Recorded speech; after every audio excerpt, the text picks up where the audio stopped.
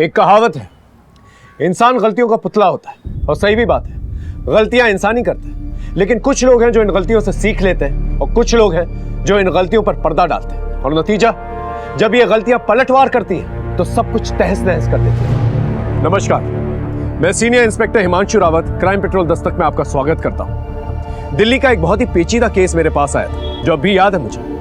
गलतियों का ये सफर कहां से शुरू हुआ और कहां खत्म हुआ और कितनी अनजान गलियों से गुजरा, ये देखकर आप भी हैरान हो जाएंगे। अरे अंधे नहीं है हम, पर 7 कनस्तर तेल सिर्फ 2 हफ्ते में।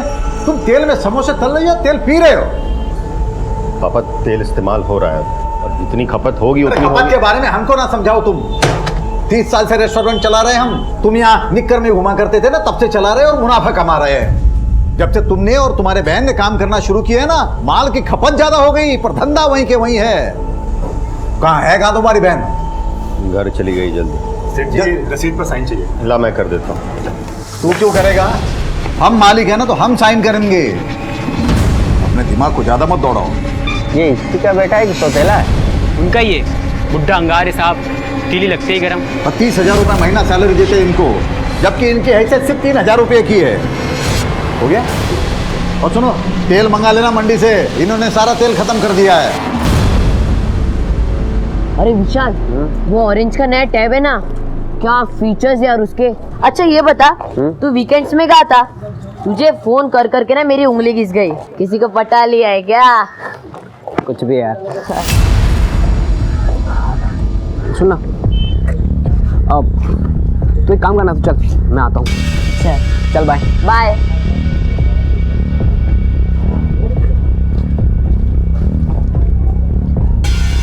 क्या बेटा हीरो, खुद को बहुत बड़ा स्मार्ट समझ रहा है क्या?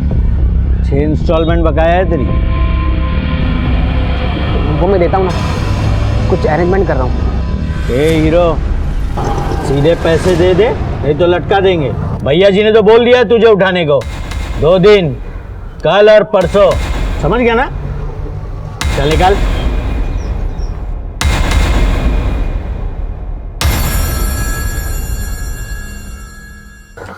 दद्दू, मुझे आपसे कुछ बात करनी है। 1 मिनट, वो हो जाएगा, मैं कर दूंगा। जाओ बोल। दद्दू, मुझे कुछ पैसे चाहिए। पैसे? लो ना, ये लो, ये लो।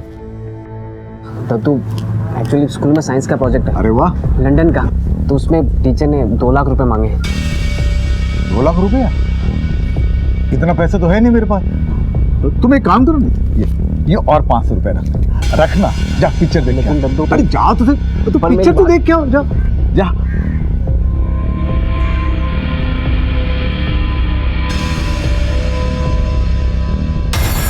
रस्तों की तुम बाप नहीं हो हमारे, जो तुम्हारा कहना मान ले। अरे शर्मा जी, ये मैं थोड़ी ना कह रहा हूँ, ये हाउसिंग सोसाइटी वाले कह रहे हैं। पिछले 3 साल से आपके यहाँ का इंतजार कर रहे हैं। अब देखिए बेहतर अच्छा है, आपकी वजह से काम रुका पड़ा हुआ है। ये कंसर्न लेटर पर साइन कर दीजिए ताकि आगे का काम आगे बढ़ सके। तो बढ़िया ना, बिल्कुल आगे बढ़िए। अरे रस्तोगी जी, आप तो बिल्डर के खास आदमी हो, आपको तो बड़ा एरिया मिलेगा। और हमारे घर तुड़वा के यहाँ पे जो बिल्डिंग बनेगी, वो एक ही बिल्डिंग में सारे छोटे छोटे फ्लैट में हमको घुसा दिया जाएगा, और जो मलाई है वो खुद हड़प लोगे। देखिए, धंधा हम भी अच्छे से जानते हैं, पहले भी कई बार बोल चुके हैं, आज फिर एक बार बोलते हैं। इस सोसाइटी में हमारे 2 घर हैं, एक हमारा, एक मनीष का। तो ये मकान तोड़वा के जो बिल्डिंग बनेगी, उसमें हमें 3 फ्लैट मिलने चाहिए। एक हमारा, एक हमारे बेटे मनीष का, और एक हमारे पोते के नाम, क्योंकि दादा की प्रॉपर्टी में पोते का भी उतना ही हक होता है। शर्मा जी, ये इम्पॉसिबल है। तो हमारी साइन भी इम्पॉसिबल है। जाओ। बहुत हो गया मनोहर साहब, रस्तोगी जी का ऑफर बहुत अच्छा है सबके लिए। मान जाइए वरना कोर्ट जाना पड़ेगा। तो जाओ ना। अरे धमकी किसे दे रहे हो? जाओ। अरे पापा मान जाइए ना। चुप कर रहे। तू क्या जानता है दुनियादारी क्या होती है? कहाँ साइन करना है? यही है ना, इसी पे साइन करवाना है ना। ये लो, हो गई साइन। हाँ, मकान दे रहे हैं हमें।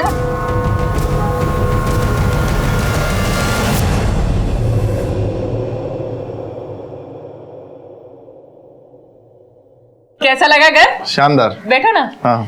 और रेस्टोरेंट तो तुमने देखा ही होगा ना? हाँ, रेस्टोरेंट दिखा दिया होगा, अब घर भी दिखाने लाए हो। अच्छा है। पापा, ये विकास है, मैंने बताया था ना। हाँ, तो तुम शादी करना चाहते हो इससे? जी। उम्र क्या है तुम्हारी? 26। और इसने कितनी बताई अपनी? 27 बताइए पापा। 34 की है ये, तुमसे 8 साल बड़ी है। करते क्या हो? शॉप है। तुमको पूछा है? देखो बात ऐसी है भाई, ना तो शादी का कोई खर्चा मिलेगा ना दहेज मिलेगा। और ये जो रेस्टोरेंट की बात बता रही थी अभी, वो तो जब तक हम जिंदा है उसमें से एक भी ढेला ना तो इसे मिलने वाला है ना तो इसके भाई को मिलने वाला है। ये दोनों हमारे पास सैलरी पे है। पापा आप क्या कह रहे हैं? चुप कर। हम जानते हैं ऐसे मुखोरों को, ये तुमसे नहीं हमारे दौलत से रिश्ता जोड़ना चाहते हैं। तो तुमने मुझे मेरी बेइज्जती करने के लिए बुलाया यहाँ? कैसी बेइज्जती? बेइज्जती उसकी होती है जिसकी कोई इज्जत हो। औकात क्या है तुम्हारी? निकलो यहाँ से, निकलो। विकास, विकास सुनो ना, विकास, विकास। पापा नहीं, दुश्मन है आप। इसके पहले भी 9 रिश्ते आप रिजेक्ट करवा चुके हैं। 34 की हो गई हूँ मैं। पूरी जिंदगी बर्बाद करती मेरी। किसी की जिंदगी हम बर्बाद नहीं कर रहे हैं। आदमियों को पहचानने के मामले में तुम तो बिल्कुल जीरो जीरो। और जब तक हम जिंदा हैं इस घर में किसी की मनमानी नहीं चलेगी।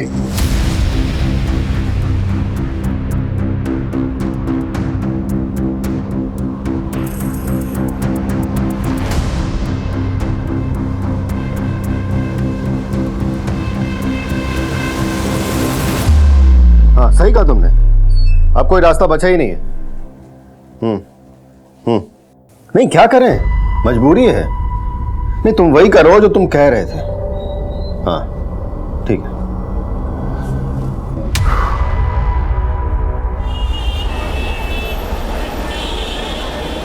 सेठ जी वो राशन वाला आया है। हाँ। और ये कुछ वाउचर भी साइन करवानी थी। हाँ अभी आता हूँ।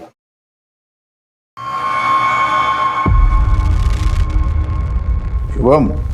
जी सेठ जी। ये लो। हाँ ये लीजिए।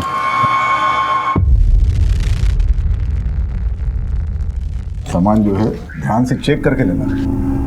अच्छा सेठ जी नमस्ते।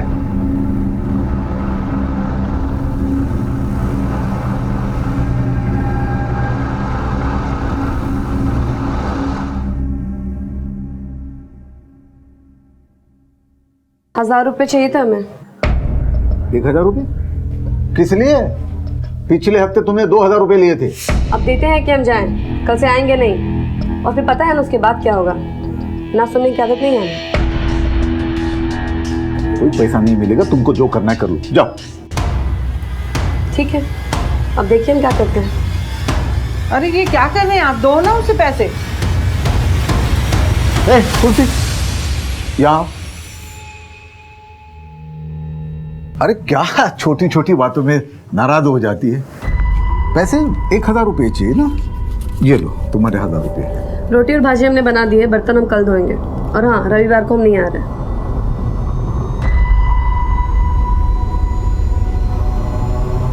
इस घर को और धंधे को संभालते संभालते थक गया हूं मैं।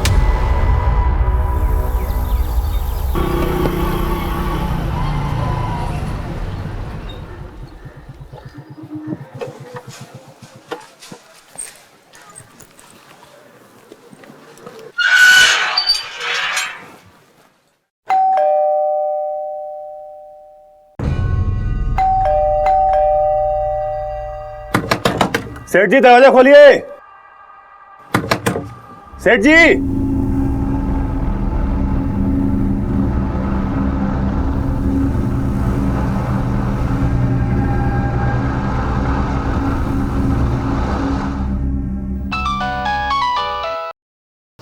हाँ बोल शुभम। हाँ मनीष भैया, अरे वो हम सेठ जी को लेने के लिए आए थे, लेकिन कब से डोरबेल दबा रहे हैं, कोई दरवाजा ही नहीं खोल रहा है। क्या?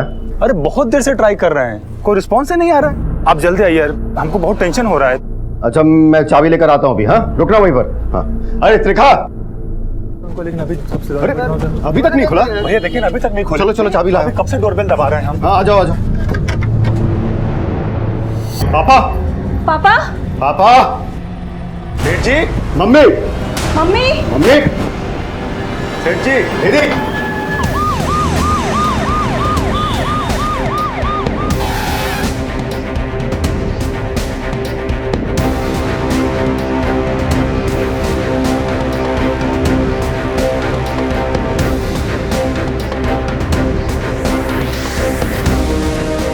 सर सभी मौत स्ट्रैंगुलेशन की वजह से हुई है। गले में जख्म गहरे हैं। सर मुझे तो लगता है रस्सी या ऐसी किसी चीज़ से हत्या की गई है, लेकिन हमें यहाँ से ऐसी कोई चीज़ मिली नहीं। और कबर्ड रूम की हालत देख के लगता है कि लूटपाट की वजह से ही हत्या की गई है। कोई फोर्स्ड एंट्री? नहीं सर। इसका मतलब ये लोग कातिल को जानते थे। कातिल के लिए दरवाजा खोला, कातिल अंदर आया, इनको मार के फरार हो गए। 3 हत्याएं हुई। सभी थानों को अलर्ट करो और पता करो कोई लूट मार वाला गैंग सक्रिय तो नहीं हो। सर घर में ज्यादा पैसे नहीं रहते थे। रेस्टोरेंट की कमाई हर तीसरे दिन पापा बैंक में जमा करवा देते थे। तो सर मम्मी के जेवर भी ज्यादातर लॉकर में ही रहते थे बैंक के। आप लोग किधर रहते हैं? सर मैं और मेरी फैमिली यहीं कॉलोनी में आगे रहते हैं। कल मैं आया था पापा से मिलने। क्यों? रोज ही आता हूँ सर गुड नाइट कहने। क्या बातचीत हुई थी कल? दरअसल मेरी बहन निधि अपनी शादी को लेकर बहुत परेशान थी सर। 34 साल की हो गई थी। जब पापा उसके लिए लड़का ढूंढ रहे थे तब उसने मना कर दिया और वो खुद अपने लिए लड़का ढूंढ रही थी। पापा बता रहे थे कि कल उसने किसी लड़के को बुलाया था, पर क्योंकि उसकी उम्र कम थी पापा को पसंद नहीं आया तो पापा ने उसे बेइज्जत करके भेज दिया। क्या नाम था उसका? मालूम नहीं। आप? ये मेरी वाइफ। जी क्या नाम है आपका? जी मेरा नाम त्रिखा है। घर में और कौन कौन? जी मेरा बेटा विशाल है जो अभी स्कूल गया हुआ। घर में कोई नौकर चाकर है? जी हाँ, मेरी नौकरानी है, तुलसी नाम है उसका। रात में वो यहीं रहती है? जी नहीं, काम कर कर चली जाती है अपने घर। रोज सुबह 8 बजे आ जाती है, पता नहीं आज कहाँ रह गई। कोई फोन भी नहीं आया उसका। साहब मैं कल रात को सेठ जी को मिला था। रोज आता हूँ वो वाउचर पे दस्तखत लेने के लिए। रात सुबह क्यों आए? सुबह सेठ जी को मैं रेस्टोरेंट लेने के लिए आता हूँ। रेस्टोरेंट में किसी से कोई दुश्मनी? नहीं सर ऐसा कुछ नहीं है। कल रात कितनी देर तक थे तुम यहाँ? साहब मैं तो बस वाउचर्स में साइन करा के निकल गया था। सर मुझे तो ये डकैती या हत्या का मामला लग रहा है। नहीं सिंह, मनोहर के बेटे का कहना है कि हर 2 दिन के अंदर वो बैंक में पैसे डिपॉजिट किया करता था और गहने जेवर तो तिजोरी में। चोरी सिर्फ एक बहाना है पुलिस को गुमराह करने का। असली मसला कुछ और है। हो सकता है सर। ये इनके यहाँ जो काम करती है तुलसी, उसे पूछताछ के लिए बुलाओ और निधि के कॉल रिकॉर्ड चेक करो। पता करो कौन सा आदमी है जिसे उसने घर पे बुलाया था। तो आपके कहने का मतलब है कि उसने अपनी बेइज्जती का बदला लिया। लेकिन सर अगर वो ऐसा करता भी है तो निधि को क्यों मारेगा? अभी फिलहाल कुछ कहा नहीं जा सकता। घर वालों के कॉल रिकॉर्ड चेक करो और आस पड़ोस में पूछताछ करो, शायद किसी ने कुछ देखा। सर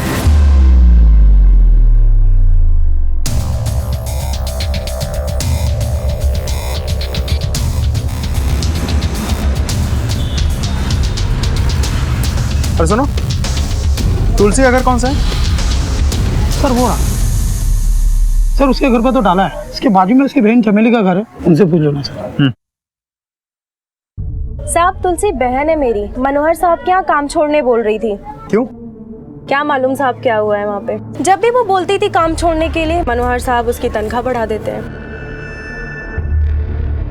अच्छी तुलसी और कहाँ कहाँ काम करती है? बस मनोहर साहब और उनके बेटे मनीष के यहाँ काम करती थी। मनीष? अरे साहब मालूम नहीं कैसे हर महीने तनख्वाह बढ़ती थी तुलसी की मनोहर जी के घर पे। हर महीने? कहीं मनोहर जी का कोई चक्कर तो नहीं था तुलसी के साथ? इस तरह से अचानक उसका गायब हो जाना कोई बड़ी वजह तो जरूर होगी। इस तुलसी के बारे में जल्द से जल्द पता लगा और फैमिली से पूछताछ करो, शायद कुछ पता लगे। सब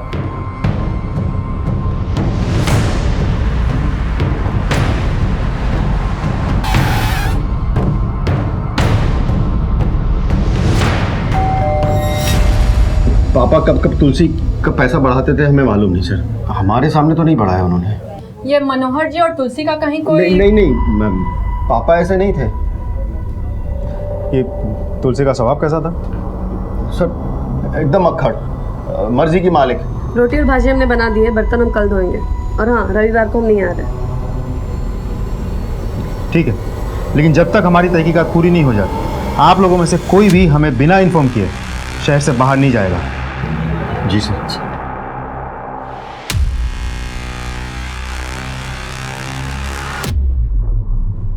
इस तुलसी का कोई तो चक्कर है। इस औरत का कुछ पता चला? सर कांस्टेबल किशोर ने इन्फॉर्मेशन निकाली है। तुलसी को किसी ने मेरठ के बस पर चढ़ते हुए देखा है। मेरठ पुलिस को इन्फॉर्म करो। मुझे लग रहा है मनोहर और इस औरत का कोई तो चक्कर है, या फिर सीधे सीधे मार के चली गई और तिजोरी में जो मिला वो लेकर चली गई। लेकिन सर 3 लोगों का गला, वो भी एक औरत नहीं। जवान औरत कर सकती, या फिर किसी की मदद ली, कुछ भी पॉसिबल। जी सर। इस मनोहर शर्मा का बैंक अकाउंट किस बैंक में ये पता लगा। स्टेटमेंट निकालो। देखें तो सही कि हर 2 दिन में ये बैंक में पैसे डालता भी था या फिर बात कुछ और है। सर और सर, ये निधि के कॉल रिकॉर्ड उस शाम को इसके बाद किसी विकास सरीन से हो रही थी। इनफैक्ट पहले भी बहुत बातें हो चुकी हैं। पता निकलवा लिया इसका, बुलवा भी लिया। गुड। निधि शर्मा को कब से जानते हो? सर 1 महीने से रिलेशनशिप में है मैं और निधि। कहाँ मिली? इंटरनेट पे। उम्र में तुझसे बड़ी है, पैसा देके उसके पीछे पड़ा। सर कैसी बात कर रहे हैं, वो अच्छी लड़की है। देख, होशियारी मत कर। है नहीं थी, मर चुकी है वो। ये मुझे नहीं मालूम है सर। ये तो मालूम है ना, उसके बाप का रेस्टोरेंट। पहले नहीं पता था, बाद में मालूम हुआ सर। और निधि ने मुझे खुद प्रपोज किया था सर। अपने पापा से भी उसी ने बात करी थी। मैं जब उस दिन उसके घर गया, उस बुढ़े ने निधि के पापा ने सर मेरी इज्जत उतार ली। मैं मानता हूँ सर कि मन में थोड़ा लालच था कि मैं भी बड़े घर का दामाद बनूँ। और दामाद बन नहीं पाया तो सबको मार के बदला ले लिए। उस रात को कहाँ था तू? सर यही था, बस्ती में ही था। लॉकअप में बात करो सर। लेके जा। सर मैंने कुछ नहीं किया, आप पता करवा लीजिए, मैं बस्ती में ही था। सर सिंह, पता करो ये सच बोल रहा है कि नहीं, और मनोहर का बैकग्राउंड चेक करो। अगर एक सड़क चलता आदमी उसकी लड़की के जरिए उसे टारगेट कर सकता है तो कुछ और लोग भी हो सकते हैं। चल। कहाँ था तू इतने दिनों से? कितने दिनों से फोन ट्राई कर, फोन क्यों नहीं उठाता तू? झुमके मेरे लिए अपने ब्याह के दिन पहनूंगी। चल बता, कब रचा रहा है ब्याह? और ज्यादा टाल मटोल मत करना। कैसी लग रही हूँ मैं?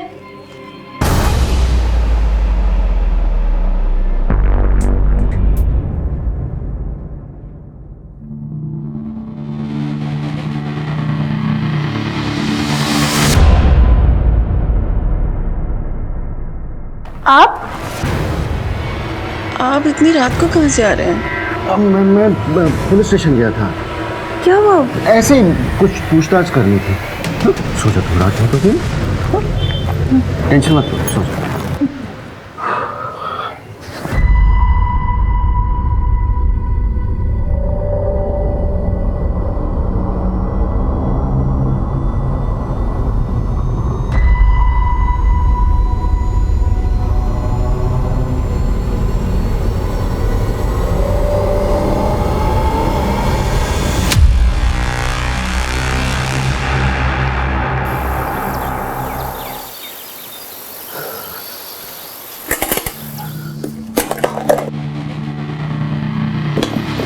क्या कर रहे हैं तुम?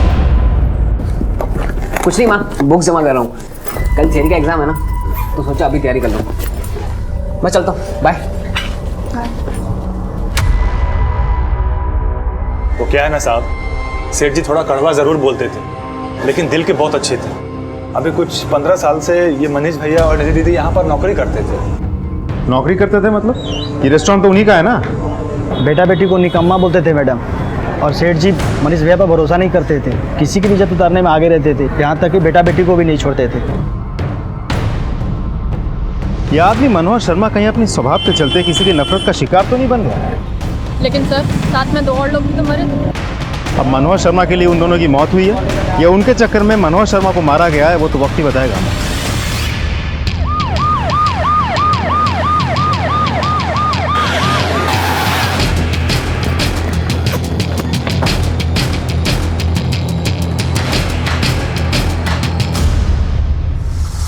ये देखिए,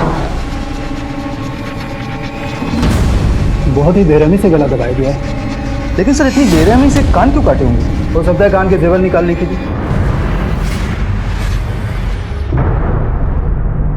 सर ये फोन मिला है, लगता है इस लड़की का है। इस नंबर को CDR में भेजो, सारे डिटेल्स निकालो। अब फॉरेंसिक टीम को बोलो, लाश को पोस्टमार्टम के लिए भेजो। जी सर। हाँ साहब, यहाँ का सेक्रेटरी मैं ही हूँ। डेवलपर का खास आदमी है भुवन रस्तोगी। 3 साल से मनोहर साहब के पीछे पड़ा है कंसेंट पेपर पे साइन कराने के लिए। रस्तोगी बोल रहा था अब तो बुढ़े के मरने के बाद ही कुछ हो पाएगा। क्या है ना कि करोड़ों अटका हुआ है डेवलपर का। अच्छा एक बात बताइए, अब जब मनोहर जी नहीं रहे, उनकी डेथ हो गई, तो पेपर पे साइन कौन करेगा? कौन करेगा? बेटा बेटी। और सॉरी, बेटी तो मर चुकी है, मनीष ही करेगा। उसको तैयार भी कर लिया है रस्तोगी ने। सर, रिंग जा रही है, रस्तोगी फोन नहीं उठा रहा है, लगता है फरार हो गया सर। मुझे तो लगता है सारा खेल फायदे नुकसान का है। फायदे और नुकसान का? Of course. घर पे बाप का कंट्रोल, रेस्टोरेंट पे बाप का कंट्रोल, रीडेवलपमेंट बाप की वजह से रुका हुआ। मनोहर की मौत से मनीष, रस्तोगी, तुलसी और ना जाने कितने लोगों को फायदा हो सकता है। तो फिर बहन क्यों मारी गई सर? देखा जाए तो सबसे ज्यादा फायदा मनीष ही को है, क्योंकि कोई अब हिस्सेदार ही नहीं। एक काम करो, ये सारे घर वालों के कॉल रिकॉर्ड चेक करो, इनके मूवमेंट्स पर नजर रखो। इस परिवार से जुड़े हर एक इंसान की पूरी कहानी चाहिए मुझे। सर। हाँ कमेंट। सर, ये मनोहर के बैंक अकाउंट के डिटेल्स। इस अकाउंट में पिछले 1 हफ्ते में कोई भी पैसा डिपॉजिट नहीं हुआ है सर, लेकिन हाँ, मनोहर की बीवी के जेवर लॉकर में मौजूद है। हो सकता है मनीष को इस बात का पता ना हो, या फिर पैसों को लेके हमसे कुछ छुपा रहा हो। Sir, by the way, Manish का भी एक सेविंग अकाउंट इस बैंक में है। उसके अकाउंट के ट्रांजैक्शन पर नजर रखो। मुझे पूरा अंदेशा है कोई ना कोई हरकत जरूर होगी।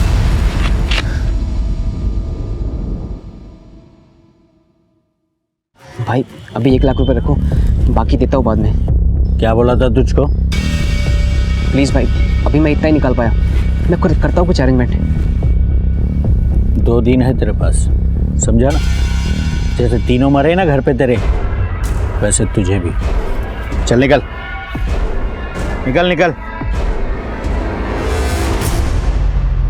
सर 16 अक्टूबर यानी कि मर्डर की रोज दोपहर को आधा घंटा और शाम में 5 मिनट मनीष और रस्तोगी में बात हुई।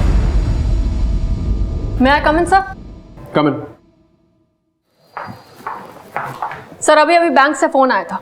मनीष ने अपने अकाउंट में 9 लाख रुपए डिपॉजिट कराए, वो भी कैश। जिस बात का मुझे अंदेशा था वही, ये पूरा का पूरा खेल मनीष और डेवलपर का रहा। ये रस्तोगी तो फरार है, इससे पहले मनीष फरार हो जाए उसे उठा के लेके, और पता लगा ये रस्तोगी है कहाँ। एक घर में 3 लोगों की एक साथ हत्या हो गई। इस घर में मरे हुए लोगों से सबको बैर था, हर कोई रंजिश पाल रहा था, लालच को पनाह दे रहा था। इनके रिश्तों में ही दस्तक थी, कोई भी कभी भी किसी को भी नुकसान पहुंचा सकता था। अरे सर, मेरी रस्तोगी के साथ कोई प्लानिंग, कोई सेटिंग नहीं थी। मैं क्यों मारूंगा अपने पापा को, मम्मी को और बहन को? तो फिर इतने सारे पैसे आए कहां से? 9 लाख रुपए थे ना? नहीं सर, 10 लाख रुपए थे। 1 लाख रुपए कहां गए? मालूम नहीं सर। वो 1 लाख रुपए की तूने सुपारी दी थी ना अपने माँ बाप अपनी बहन को मारने के लिए, क्योंकि उनको मार के सबसे ज्यादा फायदा तुझे ही है। रीडेवलपमेंट, रेस्टोरेंट और घर सब कुछ तेरे नाम पर हो जाएगा, तेरी मनमानी चलेगी, है ना? देखिए सर, आपको जो कहना आप कह सकते हैं, लेकिन मैंने किसी की कोई सुपारी नहीं दी है सर। पाई पाई करके पैसे जोड़े हैं रेस्टोरेंट में काम करके। जोड़े हैं या फिर वहां से तोड़े हैं? देख, सब सच बता, वरना हलक से जबान निकालूंगा, समझा? बोल। सर देखिए, रेस्टोरेंट में काम करने के पापा मुझे 30,000 रुपए देते थे। आपको लगता है 30,000 रुपए में घर चल सकता है? तो कभी कभार ऊपर से 1,000-2,000 रुपए मार लेता था। मर्डर के दिन रस्तोगी से बातचीत हुई थी तेरी? बहुत बातचीत होती थी उसके साथ, क्यों? सर उस दिन पापा का रस्तोगी के साथ फिर से झगड़ा हुआ, और उस शाम। अरे मनीष भाई, अपने बाप को कंट्रोल में रखो, एकदम लिमिट से बाहर जा रहे हैं वो। मेरे बस में कुछ है क्या? जानता हूँ, ऐसे ही माँ बाप के बारे में बच्चे बोलते हैं कि जल्दी निकल जाए तो अच्छा है। आप मनीष भाई मेरी बात सुनो ना, आप दस्तखत करवा दो, मैं सामने वाले से ना आपको कुछ पैसे दिलवा दूंगा। कितने? डेवलपर दरिया दिल आदमी है, उसको बोलकर ना 10 लाख रुपया दिलवा दूंगा। 2 लाख पेशगी, बाकी 8 लाख काम होने के बाद। देखो, मेरा बाप दस्तखत तो नहीं करेगा, कोई दूसरा रास्ता है तो बताओ। एक रास्ता है, लेकिन वो रास्ता डेंजर है। समझो, आपके ही साइन से काम चल जाएगा। क्या जुगाड़? मालूम नहीं सर। ठीक। सर मेरा इसमें कोई हाथ नहीं सर। आप मुझे इस तरह यहाँ पर क्यों बांध कर रखे हुए? हमें भी नहीं मालूम। Sir please sir.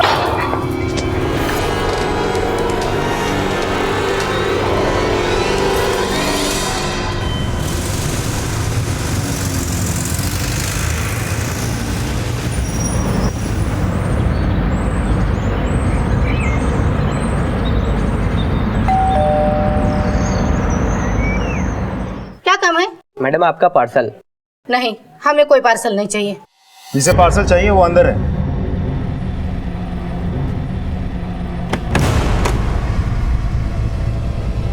वो मिला, वो वाला रूम देखो।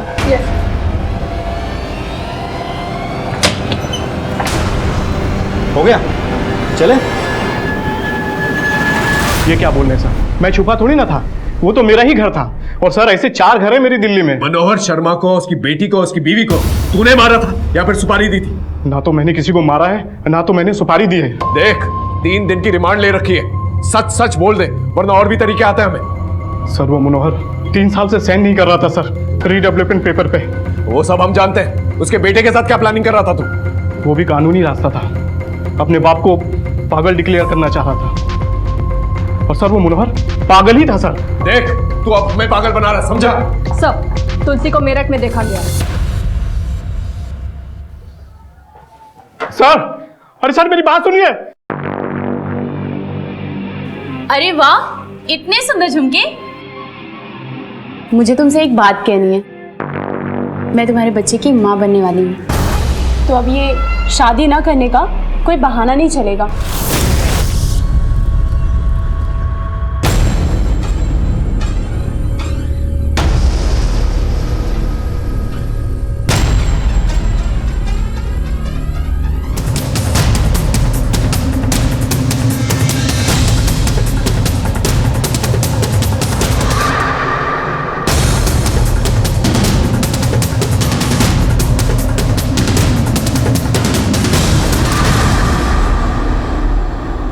साहब हम डर गए थे साहब। उस घर के लोग सब एक दूसरे के पीछे ही पड़े रहते थे, हम पे भी शक कर रहे थे साहब। हमारा तो झगड़ा भी हुआ था मनोहर साहब से, इसीलिए भागे थे साहब हम। झगड़ा क्यों? सब वो है ना मनोहर साहब, वो सबसे झगड़ते थे साहब। फिर काम क्यों करती थी वहां? पति की तनख्वाह क्यों बढ़ाता था? क्या तू बढ़वाती? क्या चक्कर था? मैंने पूछा चक्कर क्या है? बोलेगी या इनसे बुलवाओ? बोल। सब कुछ चक्कर नहीं था हमारा, उस घर में हमारी इज्जत लुटाई गई थी।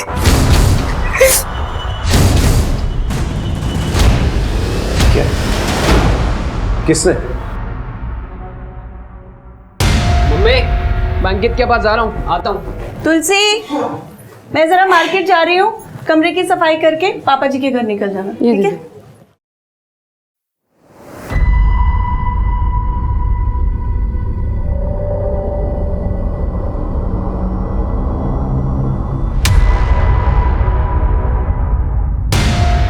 ये बात मैंने पापा जी को बता दी।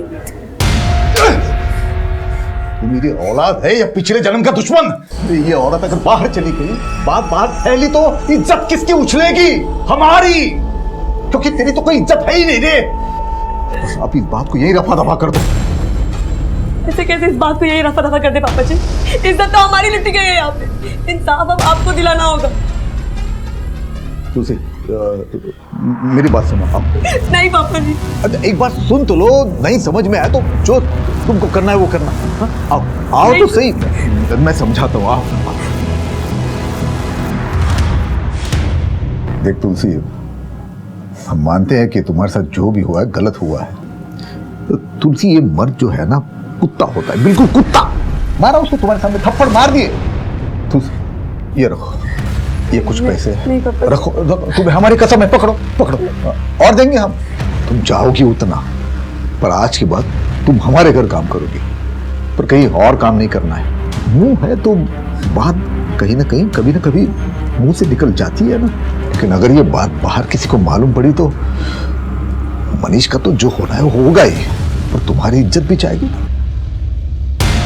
तुम्हारे साथ जो हुआ वो अपराध था, तुमने पुलिस में कंप्लेन क्यों नहीं की?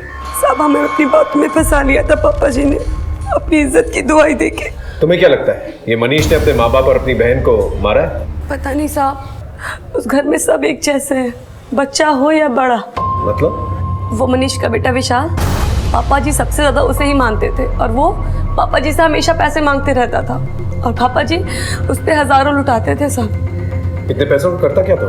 पता नहीं साहब, स्कूल में है, मगर बड़ों वाली सारी बुरी हरकतें हैं उसमें, और 1 नंबर का बिगड़ैल है सर। और एक बार तो साहब से उसने 2 लाख रुपए मांगे। टीचर ने 2 लाख रुपए मांगे। उर्मिला, इनका स्टेटमेंट लो और इस मनीष के खिलाफ रेप का केस दर्ज करो। सर मुझे समझ में नहीं आ रहा इतने कम उम्र के लड़कों को इतने पैसों की क्या ज़रूरत आन पड़ी। ड्रग्स वग्स का तो कोई चक्कर नहीं है सर। कहीं ऐसा तो नहीं कि विशाल ने अपने दादाजी से पैसे मांगे हो, दादाजी ने पैसे देने से इनकार कर दिया तो उसने दादाजी को मार दिया। ये बात तो विशाल ही बेहतर बता सकता। उसे उठवाओ। सर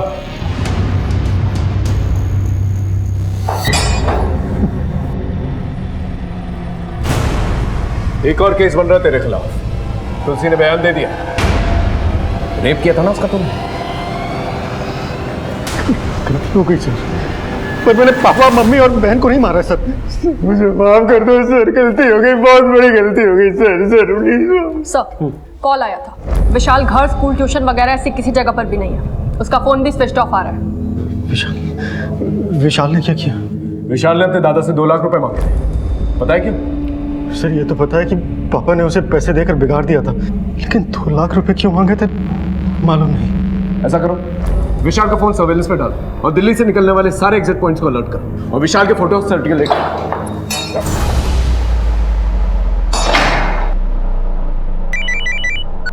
हाँ सिंह बोलो। सर अपना खबरी चंदू बता रहा है कि निधि और शुभम के बीच कुछ तो चल रहा था। दोनों को कई बार एक साथ देखा गया है। इस शुभम से पूछताछ करो, पता करो मामला क्या है। ऐसा कोई मामला नहीं था साहब। दरअसल निधि दीदी अपने पिता और भाई के स्वभाव से परेशान रहती थी, इसलिए वो हमसे बात करके अपना दिल हल्का करती थी।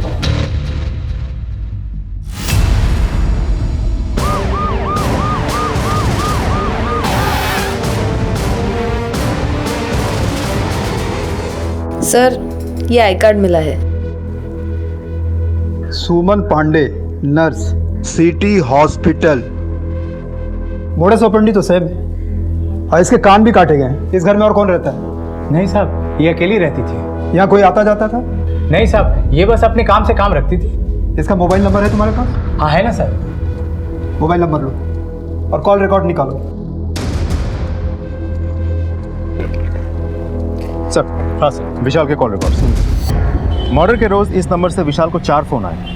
कॉलर का नाम कोई प्रभात लाल है। गणेश नगर का एड्रेस तो दिया हुआ है लेकिन वहाँ कोई है नहीं। सर ये विशाल शर्मा अक्सर मीरठ आता जाता रहता है। ये देखिए सर, ये सारे कॉल्स मीरठ से हुए हैं और सबकी लोकेशन हर हफ्ते 1 से 2 रोज मीरठ की रही है। सर ये विशाल शर्मा अक्सर मीरठ आता जाता रहता है। ये देखिए सर, ये सारे कॉल्स मीरठ से हुए हैं और सबकी लोकेशन हर हफ्ते 1 से 2 रोज मीरठ की रही है। एक 16 साल का लड़का दिल्ली से मेरठ, भला क्या करने जाता होगा? केस एकदम उलझ चुका था, कोई भी लिंक एक दूसरे से मेल नहीं खा रहा था, लेकिन हम फिर भी हर एक लीड को फॉलो कर रहे हैं।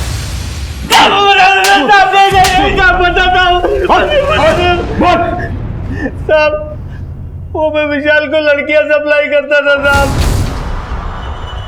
लड़कियां? कब से? साल भर से। यहाँ दिल्ली में? नहीं साहब, विशाल हफ्ते के हफ्ते मेरठ ही आता था साहब। शुरू में बराबर पैसा देता था, बाद में उधारी पे आ गया साहब। 2 लाख रुपया बकाया था, इसीलिए 16 तारीख को मैंने उसको फोन किया था।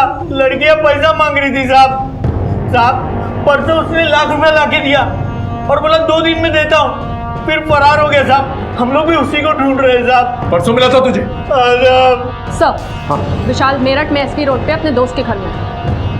मेरठ पुलिस को अलर्ट कर। सर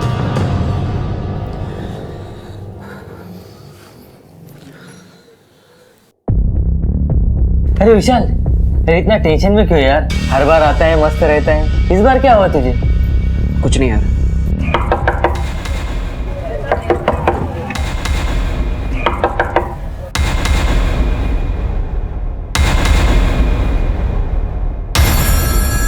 क्या हुआ सर?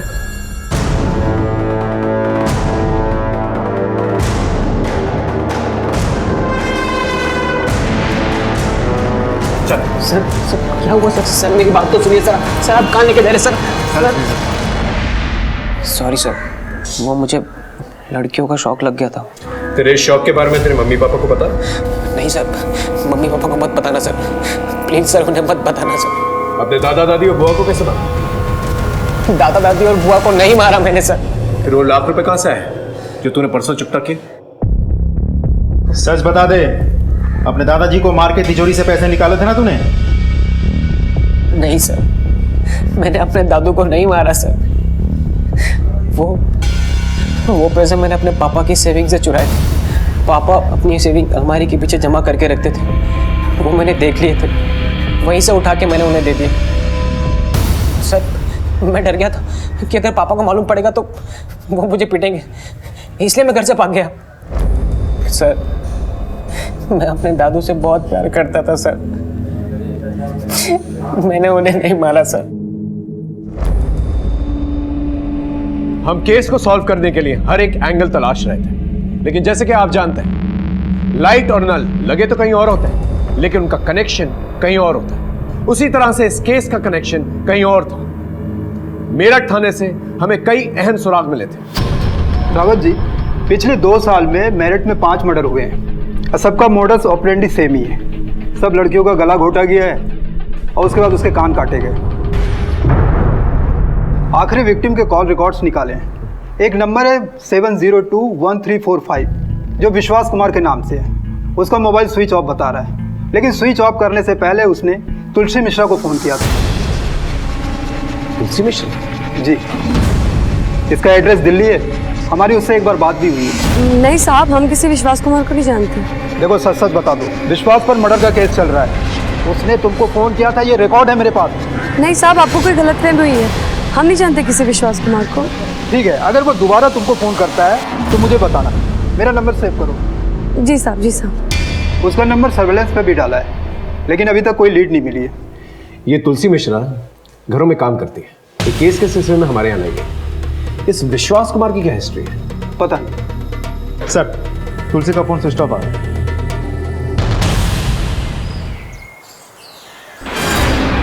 चलिए दूर हटिए आप लोग।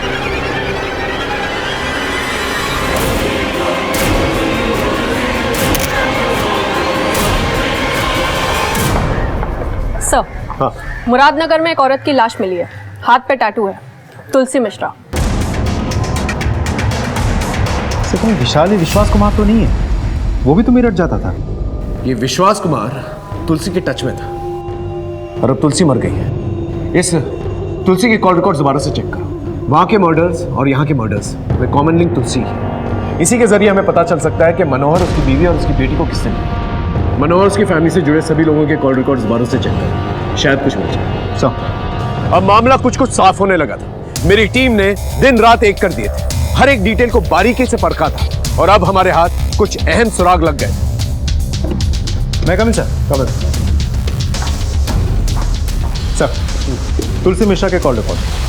तुलसी से फ्रीक्वेंटली बात सिर्फ निधि, त्रिका इसकी होती थी, और सर यही हर हफ्ते मेरठ भी जाता था। देर आए दुरुस्त है।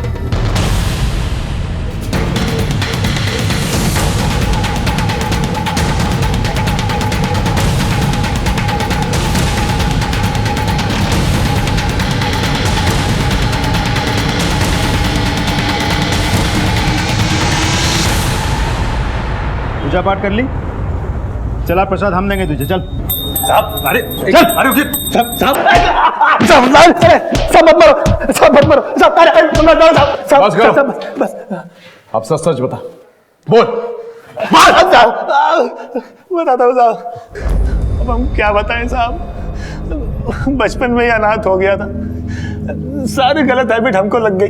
कक्षा 10 तक पढ़ाई किए, फिर उसके बाद आउट, फिर धीरे धीरे लड़की लोगों से दोस्ती हो गया हमको, उनकी लत लग गई। वहाँ मेरठ में एक कैंटीन में काम पकड़ लिया था, लेकिन साहब वो कैंटीन का मैनेजर हमको एक लड़की के साथ में देख लिया, फिर नौकरी से लात मार के भगा दिया हमको वहाँ से। फिर मैं दिल्ली आ गया साहब, फिर मैं मनोहर साहब के यहाँ काम पर लग गया। मनोहर साहब को एक भरोसे का आदमी चाहिए था, फिर धीरे धीरे मैंने उनका भरोसा जीत लिया। अब यहाँ दिल्ली में कुछ नहीं करता था, बस अपना शौक पूरा करने के लिए मेरठ चला जाता था। मेरठ में 5 लड़कियों के मर्डर हुए थे, क्यों मारा उन्हें और उनके कान क्यों काटे? साहब, माँ ने झुमके दिए ये कहकर मैं सबको पटाता था। मैं तो बस उनके साथ टाइम पास कर रहा था साहब, लेकिन एक लड़की मेरे पीछे पड़ गई, जिद करने लगी कि शादी करना है, शादी करना है। फिर मैंने उसको मार दिया। ऐसा करते करते 5 लड़कियों की जान लेनी पड़ी। तुलसी मिश्रा, उसे क्यों मारा? मेरा और उसका सेटिंग हो गया था। आज एक फोन आया था मेरठ से, पुलिस वाले का था, पूछ रहे थे किसी विश्वास कुमार के बारे में। फिर तुमने क्या कहा? हम क्या कहते, हम कहाँ जानते हैं कि कौन है विश्वास कुमार। हाँ लेकिन बोल रहे थे कि खून किया है उसने।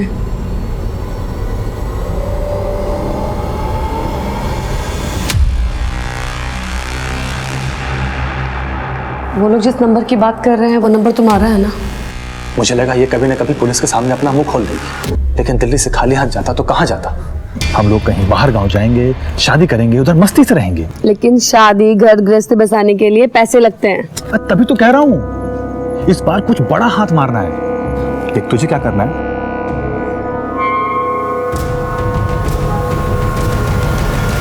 लेकिन हमारी एक शर्त है, कोई खून खराबा नहीं। प्रॉमिस। ये ले उस घर की डुप्लीकेट चाबी, लेकिन जो हमने कहा था याद है ना? हाँ टेंशन मत ले।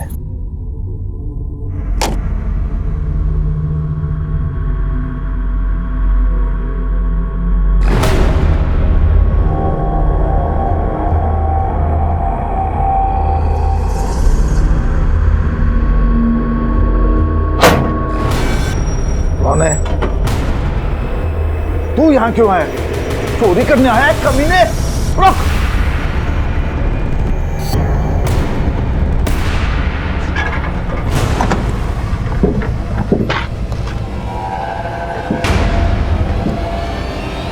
कैसे? साले बुड्ढे।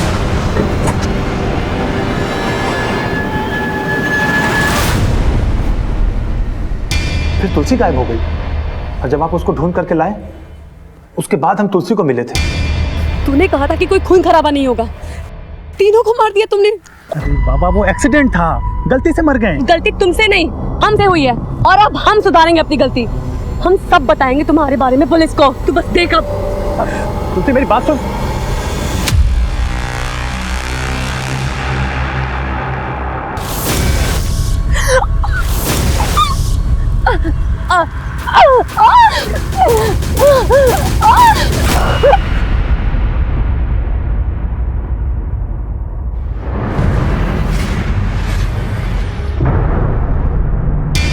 हम क्या करते साहब, कोई ऑप्शन नहीं बचा था। हमारे पास ऑप्शन है, फांसी का फंदा। साहब साहब, देखा आपने इस केस में कितनी दस्तकें थी। मनोहर ने अपने बेटे से ज्यादा शुभम पर भरोसा किया। वो अपने पोते को हजारों रुपए देता रहा, बिना ये जाने कि उन पैसों का करता क्या है। मनीष ने अपने बाप की दौलत ही नहीं लूटी, बल्कि तुलसी की इज्जत भी लूटी। लेकिन तुलसी ने अपने पर हुए इस दुष्कर्म को छुपा के रखा। यहां तक कि जब शुभम के बारे में पुलिस ने पूछताछ भी की, तुलसी ने इस दस्तक को अनसुना कर दिया। त्रिखा ने अपने मुजरिम पति को पनाह दी, उसी गलती पे पर्दा डाला, और यही सेम गलती मनोहर ने फिर से दोहराई। लोग गलतियों पे गलतियां करते चले गए, दस्तकें इग्नोर करते चले गए, और नतीजा आपसी रंजिश का किसी और ने फायदा उठाया। निधि और निधि की मां बेमौत मारेगी। कभी भी कोई अनजान इंसान से दोस्ती करने से पहले उसे जान लेना बहुत जरूरी है। ये गलती कभी भी जानलेवा साबित हो सकती है। फिर मिलेंगे एक नए एपिसोड के साथ, तब तक देखते रहिए क्राइम पेट्रोल दस्तक। मकसद बताना नहीं, बचाना है।